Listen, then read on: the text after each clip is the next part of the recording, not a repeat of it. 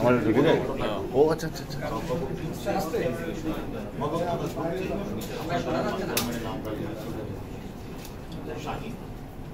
শাহিন তো 30 তারিখ তারা গেলেন, 3 সদস্যের টিম, এর মধ্যে একজন মেয়ে ছিল, আরেকজন হলো এক্সিবিশন গ্রুপের মূল নেতা, তারা সন্তোষে গেলেন।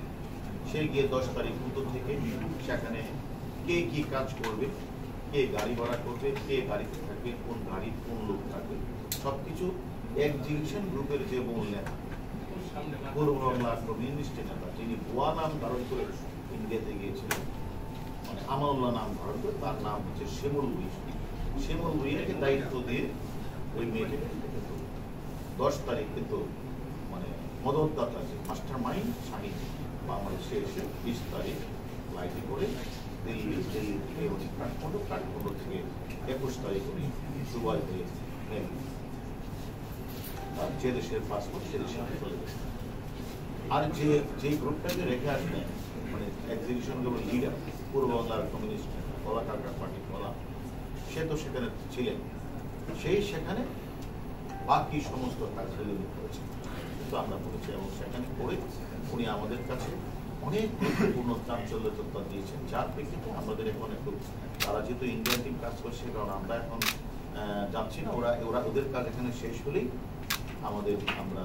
আমি সহ আমার সাথে আমার টিভি একজন অফিসার তিনি আমরা এখনো পর্যন্ত হত্যার মূল কারণটা কি খুঁজে পেয়েছেন আপনারা? আসলে কেন করা হয়েছে?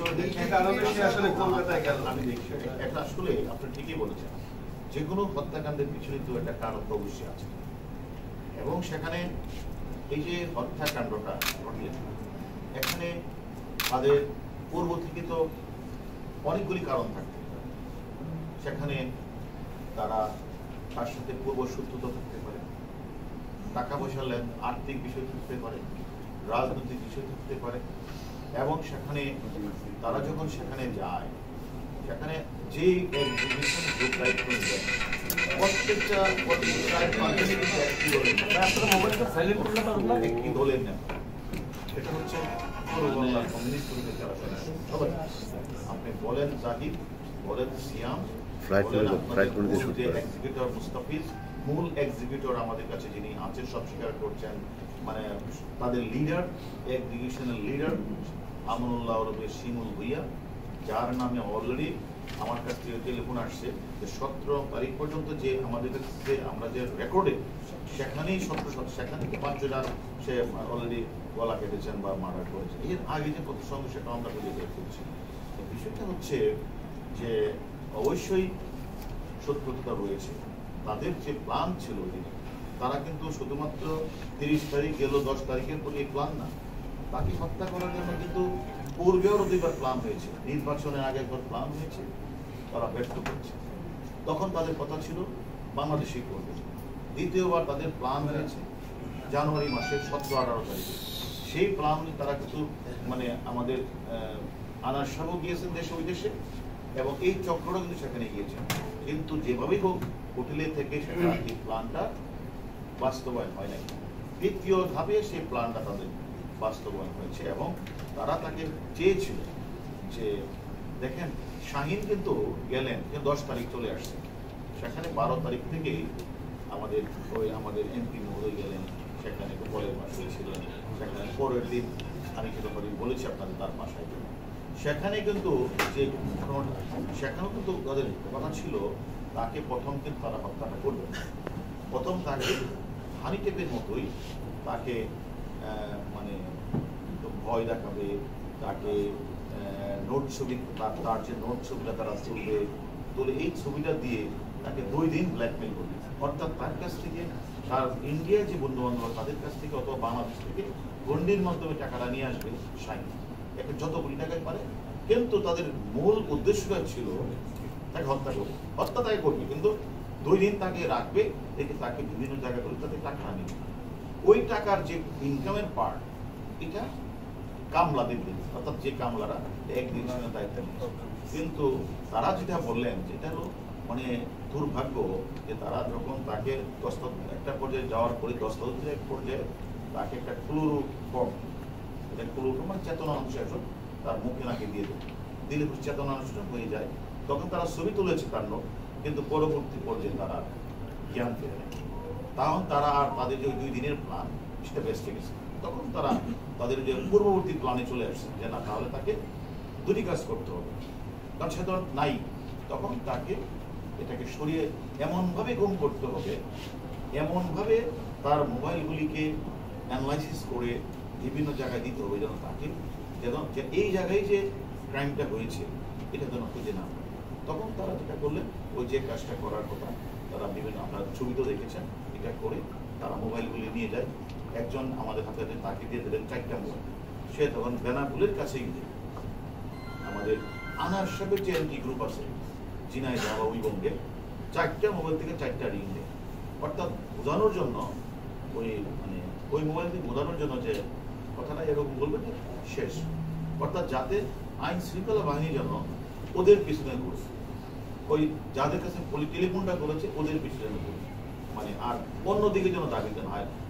প্লেস অফ অকারেন্স, ঘটনাস্থলটা কোনো সময় বললাম না, মেসেজ দিলেন কলকাতা দিল্লি, কোনো সময় মেসেজ আসলো সে তার লোকেশন হলো ওই মুজাফফরাবাদ, আবার আরেকজন চলে আসলো হলো এই বেনাপুলের এসে, বেনাপুলিতে আবার বাংলাদেশের নাম্বারটা আবার ঢুকে।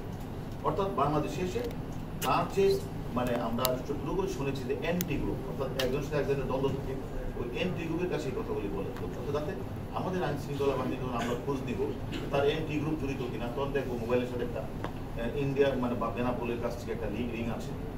তারা এরকমভাবে অত্যন্ত সূক্ষ্মভাবে, এবং তারা একদিকে লাশ গুম করা, লাশের অস্তিত্ব না পাওয়া, এবং বাংলাদেশি যে অপরাধী যারা এই কাজটি করেছেন, মদতদাতা এবং এক্সিকিউশন গ্রুপের মূল নেতার সাথে যারা ছিল সবাই কিন্তু এক বিষয় করে আবিষ্কার করা লোক, এবং তারা এই কাজটা করে আমি মনে করি তারা একজন ধরা পড়েছে ইন্ডিয়াতে জানি, সেটাও আমাদের মূল এক্সিকিউশনের রিক্রুট করালো, তার দলের সদস্য, পূর্ববাংলা কমিউনিস্টের সদস্য। এবং এখন যে প্রশ্নটা করেছেন আপনি যে অ্যাকচুয়ালি আসলে আমাদের তদন্ত অনেক হয়েছে, যারা আমাদের আসামিদের জিজ্ঞাসাবাদ করছে, আমরাও সেখানে যাব, ঘটনাস্থল পরিদর্শন করব, আমরাও ওই আসামির সাথে কথা বলবো, তারপরে তার কথার সাথে ওইখানে যে লোকেশন, বিভিন্ন ধরনের এইগুলি বাসা বা সবগুলি আমরা মিলাবো। তারপরে আমরা অনেকগুলি বিষয় নিয়ে কিন্তু আমরা কাজ করছি। আমরা মনে করি তাদের বারবারই প্ল্যান ছিল যে বাংলাদেশে এটা করা যায় কিনা, কিন্তু যে মূল মদতদাতা, যে মাস্টার মাইন্ড, সে কিন্তু বারবার বলছে না বাংলাদেশে করা যায়, যার ফলে পরবর্তীতে 2বার সে কিন্তু ওখানে গিয়েছেন, 3য়বার সাকসেস হয়েছে। আমি মনে করি ভাই একটা বিষয় যদি একটু বলতেন যে তাহলে কি আমরা বলতে পারি যে ব্যবসায়িক দ্বন্দ্বে এই হত্যাকাণ্ড, যেহেতু আপনি বলছেন যে তার কাছে টাকা আদায়ের চেষ্টা করছিল তারা, তাহলে কি মোটিভটা কি ওইদিকে যাচ্ছে? আমি তো আপনাকে বলেছি যে তাকে নিয়ে যাওয়া, তাদের উদ্দেশ্য অনেকগুলির মধ্যে আমি একটা উদ্দেশ্য বললাম যে হত্যাকাণ্ডটা কি কারণে হত্যাকাণ্ড সংঘটিত হয়েছে, স্পেসিফিক রিজনটা তো আমরা এখনো বলতে পারছি না। তার মধ্যে সাপোর্টিং অনেকগুলো বিষয়, যে তাদের মূল উদ্দেশ্য ছিল এটা হলো একটা নিয়ে তুলে এই ছবিগুলি দিয়ে তাকে 3 দিন আটকে রেখে অপহরণের মতো কিছু টাকা আদায় করা যায়, এটা একটা উদ্দেশ্য ছিল। দ্বিতীয়ত উদ্দেশ্য হলো যে তাকে দুনিয়া থেকে সরিয়ে দিতে হবে। এর আগেও 2বার তারা প্ল্যান করেছেন। আসলে দেখেন আমাদের এটা কেন হয়েছে এটা একটু তদন্ত সাপেক্ষে বলা যাবে, কারণ আপনি এটাও জানেন যে সেখানে টাকা পয়সা ছাড়াও ওই এলাকার একটা আধিপত্যের একটা বিস্তারিত আধিপত্য এলাকা, একশো এলাকা বাড়ি তারা বন্ধু মানুষ। দ্বিতীয়ত হলো এখানে আপনি জানেন এক সময় পূর্ববাংলা কমিউনিস্টের গলাকাটা পার্টিদের অত্যন্ত ছিল, উৎপাত ছিল, এরা অনেকখানি কিন্তু নির্মূল করা হয়েছে। অনেকেই ওইখানে অনেক চেয়ারম্যান, বাবার চেয়ারম্যান, ছেলে চেয়ারম্যান অনেকে হত্যাকাণ্ডের শিকার হয়েছে, এবং যশোর, খুলনাতে অনেকে মার্ডার হয়েছে। এখন এগুলির পিছনে এবং তাদের জিদ আছে কিনা, তাকে তারা মনে করি কিনা, এবং এখানে আধিপত্য বিস্তার, এবং আপনি যেটা বলছেন সেখানে এই এলাকার নিয়ন্ত্রণ, যেহেতু এটা একটা border area, cross border area, এটা এই কারণে এই এলাকার মানুষের সে নির্মূল করতে গিয়ে এলাকাটাকে মানে এই এলাকাটাকে সঠিক পথে রাখতে গিয়ে অনেকের বিরাট বাজন হয়েছে কিনা সবকিছু তদন্ত ছাড়া তো আসলে শেষ না হওয়া পর্যন্ত অ্যাকচুয়ালি কারণটা কি এটা তো পাওয়া যাবে না। আমি একটু বলতে চাই, সেটা হচ্ছে যে দুজন এমপির নাম আসছে যে তারা কিছু আছে কিনা। আমি হানি টেপের কথা বলছি না, মানে হানি টেপে সাথে তোলা হয়েছে ওই মুড ছবিগুলো কার তোলা হয়েছে? সে তারা তাকে যখন সে শাহিন যখন এখান থেকে বলতেছিল যে আমরা তোমরা তাকে এখানে মানে ই করো, মানে যখন সে চলে ভিতরে ঢুকে গেলে তখন তার মোবাইলটা নিয়ে কিন্তু ফয়সাল সে কিন্তু পাঠিয়ে গেছে অনেক দূর, তার মোবাইল নিয়ে সেখানে কিছু রেটিং দিয়ে আসে, অর্থাৎ ধরে যাচ্ছে এখানে তার লোকেশনটা এখানে কখনোই ছিল না, দূরে ছিল। এই জন্য এখানে যেহেতু লোকেশন তার এখানে না, লোকেশন অনেক দূরে, মানুষ খুঁজতে তো লোকেশন অনুযায়ী খুঁজবে, তখন এখানে তারা ইচ্ছা ছিল যে 2 দিন রাখবে, রেখে সেখানে তাকে হয়তো তার কাছ থেকে মানে তাকে আটকিয়ে রেখে অথবা কিছু ছবি টবি তুলে তাকে 2 দিন কিছু টাকা নেওয়া যায়। এটা কোনো তাদের মূল গেম না, তাদের মূল গেম প্রথমবার, দ্বিতীয়বার, তৃতীয়বার মূল গেম তাকে দুনিয়া থেকে সরিয়ে দেওয়া তাদের উদ্দেশ্য। ভাই, ওনার মৃত্যুর পিছনে দুজন ব্যবসায়ী এবং দুজন সাথে এমপির সংশ্লিষ্টতা আছে এমন কোনো তথ্য পেয়েছেন কিনা? আর চোরাচালান সম্পৃক্ত আছে কিনা এই হত্যাকাণ্ডটার পিছনে?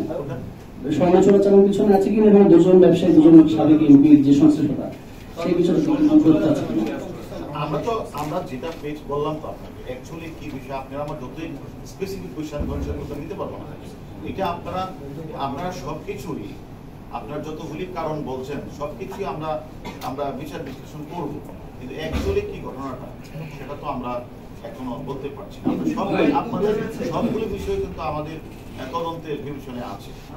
শিলাস্তির রহমান কোর্টে বলেছেন যে তিনি আসলে এই বিষয়ে কিছু জানতেন না, তিনি শুধু সেই বাসাতেই ছিলেন। শিলাস্তির রহমানের তার ভূমিকাটা কি ছিল আসলে? আসলে আসামিরা আসামাদের করতে আমরা তদন্তকারী কর্মকর্তারা আমরা তদন্ত করছি, তদন্ত করি, আমরা যেটা বলার কথাটা বলেছি, যেটা না বলা যাবে না সেটা এখন বলছি না। তদন্তের সাথে আমরা আপনাদেরকে আমরা মানে সেখানে যাই গেলে আরো তথ্য পাওয়ার সম্ভাবনা আছে, সবকিছু মিলে আমরা কাজগুলি করছি, আমাদের কাজ করার সুযোগ।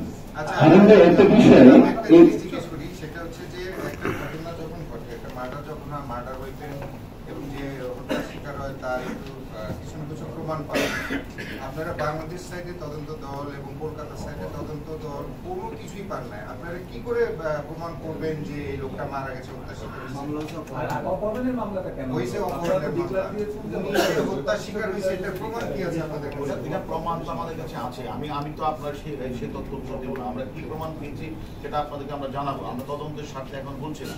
প্রমাণ পেয়েছি বলেই তার নামে কলকাতায় মার্ডার মামলা রুজু হয়েছে। আর যেহেতু আমাদের দেশে একটি মামলাটা রুজু, আমাদের দেশে এই ঘটনাটা ঘটে, আমরা শুধুমাত্র 364 একটি মামলা রুজু হয়েছে, সেই মামলার তদন্তে আমরা যাচ্ছি। আর কলকাতা তো এই ধরনের ঘটনা ঘটেছে, তারা নিশ্চয়ই পারিপার্শ্বিক সাক্ষ্য পেয়েছে, তারা সেখানে তারা মানে আলামত পেয়েছে, যার পরিপ্রেক্ষিতে তারা মার্ডার মামলা রুজু করেছে। এখন আমরা তদন্ত শেষ করে আপনারা আসামিরা বলছে যে হুন্ডির টাকা নিয়ে সমস্যা ছিল, এবং সেই বিষয়ে একটু আগে আপনি উল্লেখ করছেন আসামিরা বলছে ব্যবসা, কোন আসামিরা? না, আপনি বলছিলেন যে হুন্ডির টাকার এই নিয়ে আদান প্রদানে তাকে ব্ল্যাকমেল করতে চেয়েছিলেন।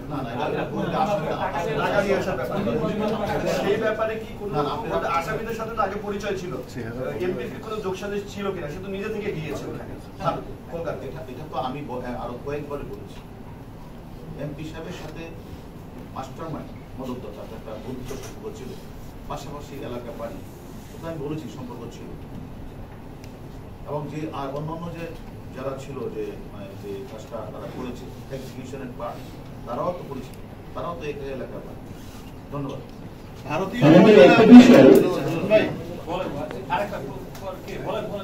ভারতের মাটিতে মানে ভিন দেশে এই যে ঠান্ডা মাথায় যে হত্যাকাণ্ডের শিকারটা হলো, এক্ষেত্রে কি শুধু বাংলাদেশিরাই মানে পরিকল্পনা করে ওই দেশে ঠান্ডা মাথায় হত্যাকাণ্ড করতে হবে নাকি ওই দেশে কোনো গ্যাং এর সাথে জড়িত আছে বলে মনে করেন?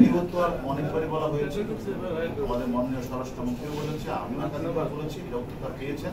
আমার মনে হয় আর উত্তর এখন বাংলাদেশে এসেছেন, তারা আপনাদের কি তথ্য দিলেন, কি পেলেন সেখান থেকে?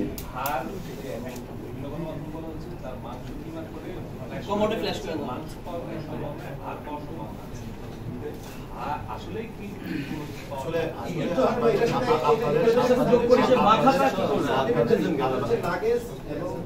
জিনিসপত্র খোঁজার বিষয়ে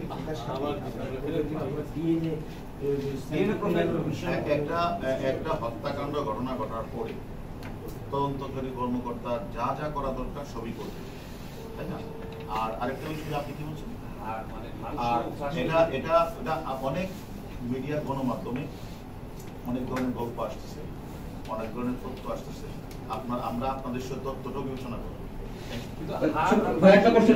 আমরা যাই আপনাদের মানে নিউজ থেকে বাংলাদেশি এবং ইন্ডিয়ান যারা নিউজ করছেন তাদের যে বিভিন্ন তথ্য তারা সংগ্রহ করছে আমাদেরকে, এটা আমাদের তদন্তের অনেক সহায়তা করছে।